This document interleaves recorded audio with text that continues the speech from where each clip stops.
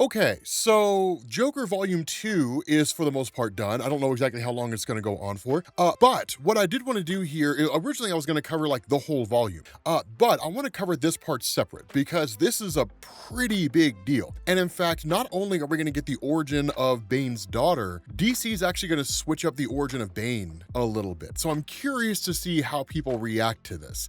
So having said that, what we initially do here is we pick up in Santa Prisca, right, in Pinadura. And basically there's a kind of tour that's taking place here by the Masters of Santa Prisca. Now, that's one of the things that I do want to point out here. Keep in mind, with the Joker series, it's the Joker off doing his thing, and we're not exactly sure what it is that he's getting into. I mean, we know he's like creating mischief and causing problems and killing people, doing stuff that the Joker does. And the story largely follows Commissioner Gordon tracking down the Joker, but there are other characters in this, right? Like Oracle, Barbara Gordon, of course, being like an information broker, things like that. That you have like the daughter of Bane, who's hot on Joker's trail, although we're not entirely sure why she's after him, although we will find out in the story. There's kind of a lot of things going on here besides just the Joker. But one of the big differences for a lot of people who came from like the Christopher Nolan Batman trilogy, for example, Bane, as he was introduced in The Dark Knight Rises, was of course a prisoner of Santa Prisca, but that it was basically a hole in the ground, and there wasn't really anybody running the prison. It was just one of those things where if you can somehow manage to escape, and most people die trying, then you can gain your freedom. You can just leave. Santa Prisca wasn't really always that way, not in the comics. It actually had like Masters of Santa Prisca. It had warden, or it had a warden. It had people who would like keep control of it and make sure people didn't escape. There were big differences between Bane as he was depicted in the comics and even in The Dark Knight Rises. But nonetheless, what's basically going on here is that a kind of marketer has been brought in by the Masters of Santa Prisca for the purpose of like marketing the prison. And the reason why is because Bane is a well-known person out there in the world, if for no other reason than the fact that he's the man who broke the bat. But the other part of that is the reputation Bane gained for himself in Santa Prisca. Rather, one of the big things about the prison is that because of where it was located, when the tides came in, the waters would fill the cell of Bane. So he literally just had to swim almost constantly to keep himself from drowning. And so one of the things that this did is it beefed up his resiliency. It beefed up his popularity and his reputation among the prisoners, because beyond that, anybody who came calling trying to start problems with Bane would meet a pretty unfortunate fate. And so he built up the reputation that he was not someone to be messed around with. In the criminal underworld, that spread. Then once he went to Gotham City, figured out Batman's identity in 3 months, and then broke his back, he was basically this just worldwide phenomenon in the sense that like criminals out there everywhere knew who he was. Now you build on top of that the events of like I Am Bane from DC Rebirth and all that kind of stuff. Everybody knows who he is. And the Masters of Santa Prisca want to be able to capitalize on that. They quite literally want to turn Santa Prisca prison into a theme park meets Alcatraz. It's quite literally how it's phrased. That like imagine Alcatraz had like a theme park in it, and that's basically what they want to do, which just sounds ridiculous. The problem with all this is that in the middle of this conversation, this marketer's phone goes off, which she's not supposed to have one. And in fact, they searched her to make sure she didn't have one. At that point, they start freaking out, and the question is, well, does she have weapons? And they literally start shooting at her. Now, of course, while they're shooting at her, she's talking to Barbara Gordon. And the reality here is that Batman doesn't know that Barbara Gordon is contacting this girl. Now, of course, this girl just kind of runs and flees and dodging bullets and all that kind of stuff while she's having a conversation. But the reality here is that Barbara Gordon needs information from Santa Prisca. There's a kind of mission that she needs this girl to go on. She's like, well, I'm already here, so let me take care of this, right? Let me get rid of these guys, or at least deal with these guys, and then we'll go from there. And so ultimately, once they corner her, they ask the question, like, why would you be so foolish as to bring a phone in here, knowing what would happen? Who do you possibly think you are? And that's when we find out this girl's Julia Pennyworth. Now, we haven't seen hide nor hair from Julia Pennyworth in quite some time. But remember, the biggest reason why Julia Pennyworth is basically here at Santa Prisca, and the reason why she has it out for the Masters of Santa Prisca, again, her identity as a marketer basically being a ruse, is because Bane killed Alfred. Remember that from like the whole I Am Bane, like all that stuff, he killed him in front of Damian. And that's one of the things that they never forgave him for. Now, the reality here is that Julia is also not really a friend of Batman, of the Bat family. And the reason why is because essentially the Bat family family was warned by Bane after he had conquered Gotham City and then he had Alfred in his possession. He basically told all of them, if any of you enter into Gotham City, I will kill Alfred. Damian basically ignored it, and he thought he could sneak into Gotham City, somehow get past Bane, which didn't happen. He got caught, and the price for his actions was the death of Alfred. And so in a lot of ways, Julia looks at the entirety of the Batman family and says, you're the reason Alfred's dead. But switching over to Commissioner Gordon, who's basically being held for interrogation, giving everything that happened in the first volume of the Joker, that he just kind of muses to himself a little bit, right? Where he was ultimately caught by Interpol, the international police. It was just kind of like, okay, so like they've got me in this room, they've got this giant mirror, this is what cops always do, right? You know, like they're literally watching me to see if I reveal anything or whatever it is, because the way this works is that if he says anything incriminating in the presence of himself without a lawyer there, that can be used, right? That can be used against him. Not only that, it's an old interrogation tactic, right? Wait them out, make them hungry, make them exhausted, make them desire for water, that kind of a thing, right? Just kind of play games. But ultimately, the door ends up opening up. And of course, that's when Gordon's like, look, like I get I'm here in Interpol, but come on, police tactics are police tactics, no matter where you go in the world, right? Everybody borrows the tactics of everybody else. This is some old game, so let's drop the ruse and let's just talk about what's going on here, right? Like, I mean, we were doing this kind of stuff when I was younger. And so he's just kind of like, okay, tell me about this laboratory that exists out there that the Joker had something to do with somewhere along the line. And the way this is explained by her is she says, this laboratory, which we'll talk about more, we'll talk about the significance of it as we get further into this, because it ties directly into the origin of Bane's daughter. But what she basically says is that there is a knife out there that has the fingerprints of Jim Gordon on it, and that the knife was basically used to eviscerate 3 scientists in that laboratory. And that what had happened is that Interpol, basically for the last little while, they weren't really messing with Jim Gordon standing on the other side of the glass. What they were looking to do was see if they could find some way to verify whether or not Jim Gordon had actually done this. And that what they had done is that with the murders matching a series of murders committed by the Joker, the MO and the way in which it was done matches the Joker's philosophy. So unless Jim Gordon has split personalities, one of which is the Joker, there makes no sense that Jim Gordon would be the one to do this, unless he was committing a series of murders and trying to make it look like it was the Joker. What ended up happening is Interpol basically contacted Renee Montoya, who of course you guys know was at one point the Question. I don't know if she still is. I think she's just a detective who works at the Gotham City Police Department again, which kind of sucks, because I always thought like during the New 52, she was just a great Question. Like I loved her as the Question. But the whole thing about this is that they basically say, look, like we talked to her, she essentially corroborated or exonerated you, right? She was like, there's no way Jim Gordon would do this. Not only that, of course, you were basically eating, or you were somewhere else at the time this happened, so we know it's not you. At that point, she asked the question, have you ever heard about an organization called The Network? Now, this is one of the things that DC does, and in reality, it comes off the heels of the Court of Owls. This is the reason why Scott Snyder's Batman run was so landmark when it happened. Scott Snyder was not by any standard of measurement the first person to ever think of an idea of some shady criminal organization operating behind the scenes that no one knows about. But the way he wrote The Court of Owls and the way it was handled, his entire Batman run, it was landmark. To this day, it's considered, outside of Neil Adams and Dennis O'Neil's run, depending on who you talk to, some people may say it is the single greatest Batman run. But the impact of The Court of Owls was so big that in fact the Court of Owls concept lived on in DC Comics. They didn't necessarily have the same significance they had in the Batman story, but it led into things like The Network and things along those lines. And this is when the question's asked, or at least when Jim Gordon says, like, he's heard about them once in passing, right? That he had met a man from the CIA when he was simply commissioner who told him that Gotham villains sometimes get free vacations paid for by a cabal of criminals that keeps itself hidden from the superheroes, that the Joker has taken them up on the offer a number of times, and that when the question's asked, did you see one of these vacation spots when you were in Belize? The response of Jim Gordon is, no, I found Joker at a private residence. I could tell you exactly where he is if you give me my phone, but what did they do in this laboratory? And the response is, they cloned human tissue illegally. Now, this is a funny thing, because the way in which which the network is basically operating is by cloning human tissue.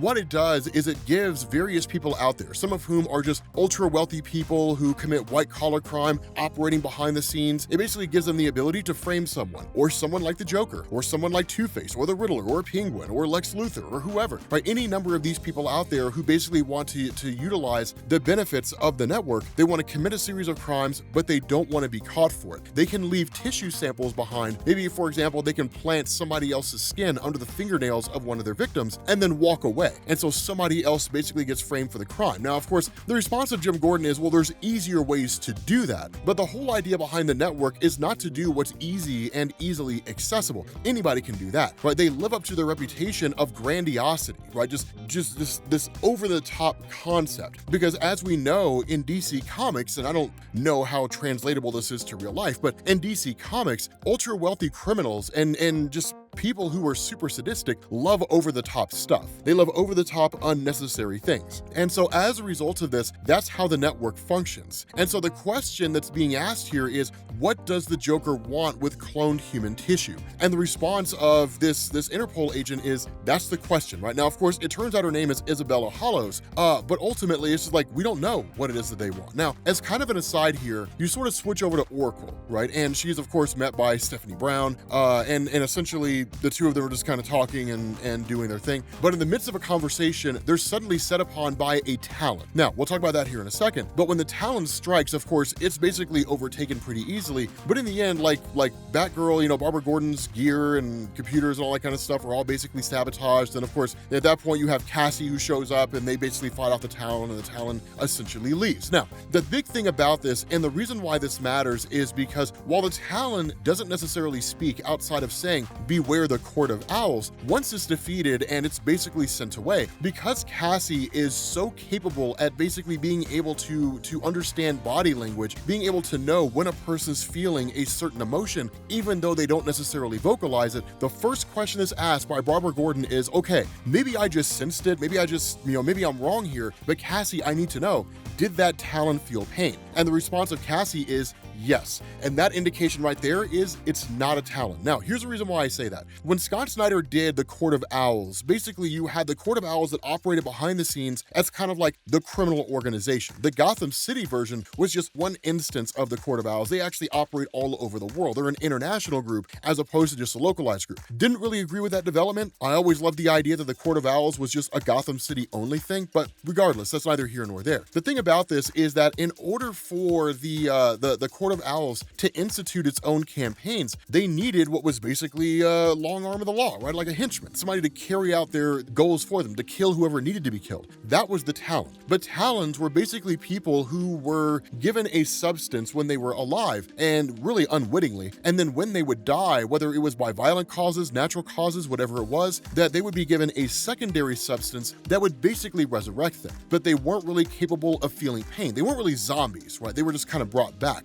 but they would basically work for the Court of Owls. Because of the fact that this Talon felt pain, the indication is this is not a Talon. This is somebody pretending to be a Talon in order to trick us into thinking the Court of Owls is behind this. Now, maybe the Court of Owls really is, but we don't really know right now. All we know is that we switch back to Jim Gordon and Isabella Hollows as they're having this conversation.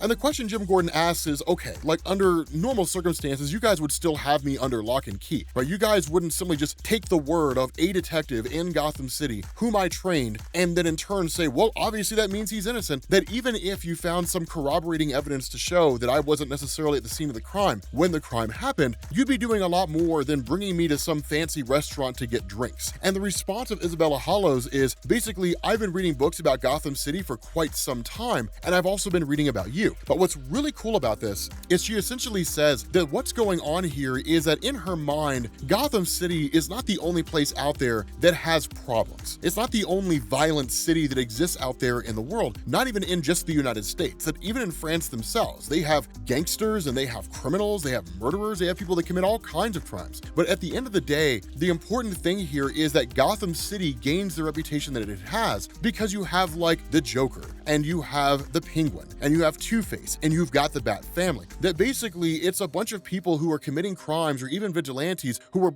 are basically dancing around in costumes, and that that draws a lot of attention, even though other countries really have the exact same element. They've got their crazy sociopath mass murderers like the Joker. I don't necessarily know if they're releasing mass quantities of the toxin into a city and driving the whole city insane, but the point she's making is you basically take away the attention from everybody else, because the resources that Gotham gets, other places could use as well. The whole thing about this is once they get past all of that Jim Gordon's like, okay, so like, what's the point of all this, right? Like, what's the point of you bringing me here and all that kind of stuff? And her stance is, look, here's the thing. I know what it is that you're doing. Like, I know you're trying to track down the Joker. I don't know exactly what your motivation is, but I know you're trying to track him down. And in reality, the world's better without the Joker in it. And so in the end, he says, like, superheroes and supervillains cross the Atlantic every now and then, but not often enough for your current position to be more than a novelty to your bosses. But in tracking them, you've got the shape of a whole international criminal conspiracy in your sights, the network. The Joker has led you to that, right? The Joker has led you to the realization that there is a gigantic criminal network operating behind the scenes. The Joker's a small fish. What you want is the network. And so obviously that's why you have me here, because you want me to basically engage, or at least to follow the Joker, and somewhere along the line, because of just how messy he is, he will end up dropping some information regarding the network, something that can be used. And that's why Isabella Hollows is here, because she's like,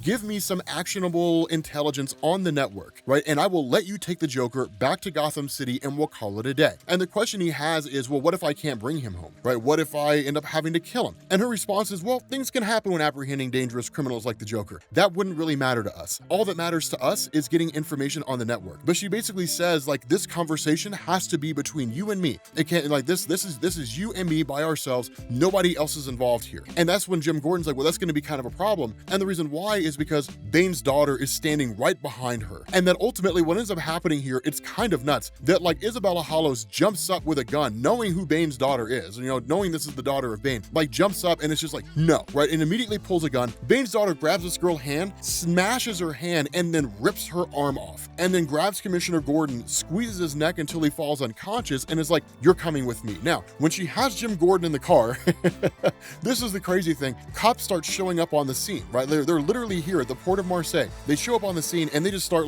they start shooting at her. She literally grabs a car door, uses it as like a shield to block the bullets. And then as the cops in the helicopter are shooting at her, she actually blocks the shots. They end up killing a couple of their own cops. Then she grabs the door and throws it at the helicopter, taking it down. Like, this girl is a hoss. I absolutely love her. Now, one of the things to know is this is like the first time that Jim Gordon and the daughter of Bane have actually like had any measure of a conversation. They've met before, right? But it was largely just one of those kind of split-second moments when she was like, you're in over your head, Jim Gordon. You need to go back home. But when he asked the question, like, who are you? She's just like, I'm vengeance, right? And he's like, who do you work for? Like, whose vengeance are you? And her response is like, that's what I'm trying to figure out. And so what she says is she had visited the crime scene in Paris, right? She had visited the crime scene out there and then basically found that, like, the agents that she was with, they actually had their own orders. And their orders were to basically torch the laboratory. But what she realized as the place was burning is there was one opening that did not burn. There was a segment of the wall that simply didn't burn. And that's when she realized it was a door. And so getting in that door and going down, that's when she, saw the various DNA samples of different heroes and different villains and things like that. And then, of course, some of them, as she says, have been taken, of course, belonging to the Batman. But then she realizes, or at least there's a kind of envelope that's left there,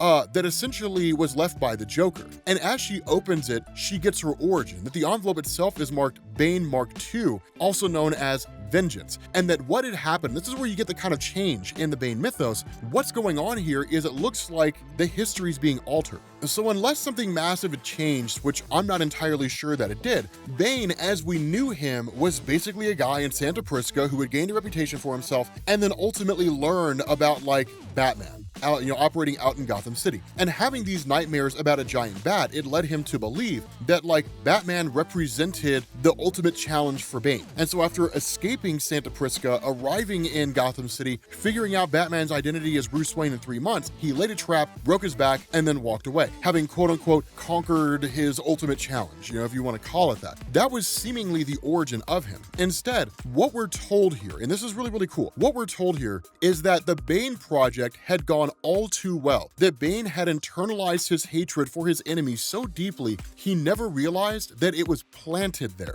that he was too clever, too charismatic, he could not be controlled. But the leaders of Santa Prisca value the symbol of Bane, what he represented for our island, the way other nations feared us. So they made a deal with the men in this laboratory to build them a new Bane, one they believed they would be able to control with more advanced conditioning, addicted to venom from birth. I was never meant to question what I was or why I did what I did. I was not given a story of my own. I was taken out of a tube, fully formed with a hatred planted in my mind. I would be unleashed against any target until I could be contained again. Now, this is the reason why this matters. Where the Vengeance of Bane storyline and the Gutenberg storyline basically revealed that with Bane kind of rising up through the ranks of Santa Prisca and becoming the quote-unquote king of the prison, that taking notice of that, the people who could, like the masters of Santa Prisca, basically put him into the testing process for the venom formula, and then of course he ended up surviving and then basically escaped Santa Prisca.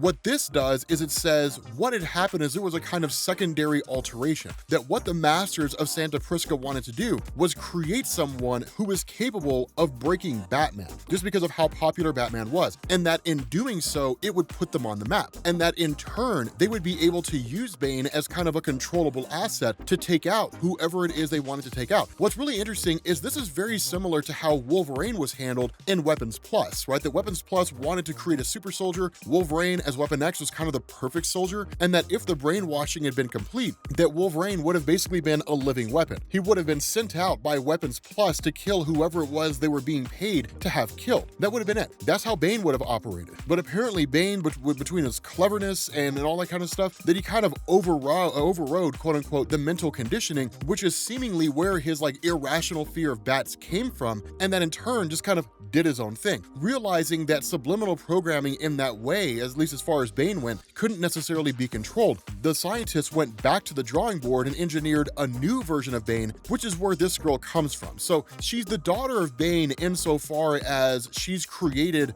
from the same process that made Bane, but she's not necessarily his biological daughter, or at least that doesn't necessarily seem to be the case. And so as this discussion goes on between the two, the question of Commissioner Gordon is, okay, so like, what do you want me for?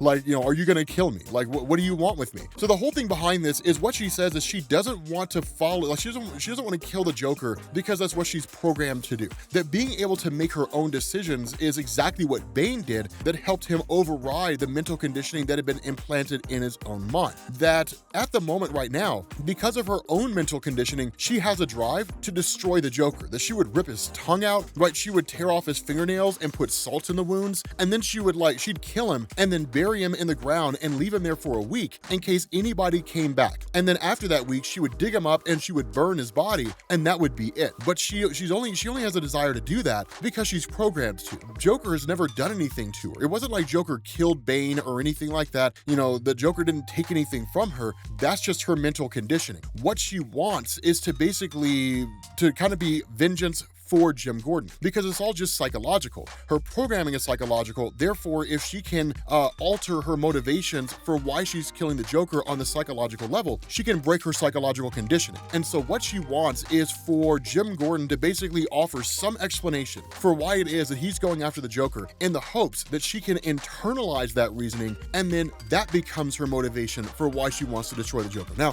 the reality is Jim Gordon's got every reason to want to kill the Joker.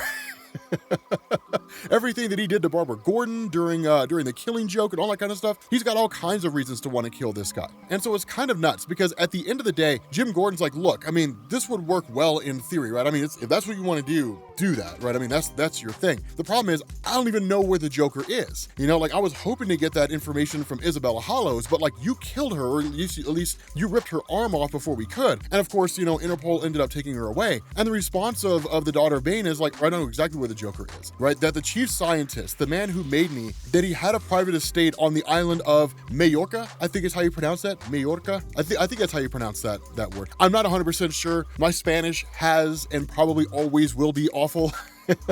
What little I do know. But ultimately, a private laboratory exists there as well. And she says this lead scientist, this chief scientist, was not among the dead. And so the clown must have taken him to achieve whatever it is he's looking to achieve. But we will find the Joker there. We will find him in that place, and death will find him as well. With that being said, guys, we're gonna bring this to an end. I absolutely love this Joker story. It's really, really good. But yeah, we're gonna bring this to an end. Thank you all for watching, and I will catch you all later. Peace.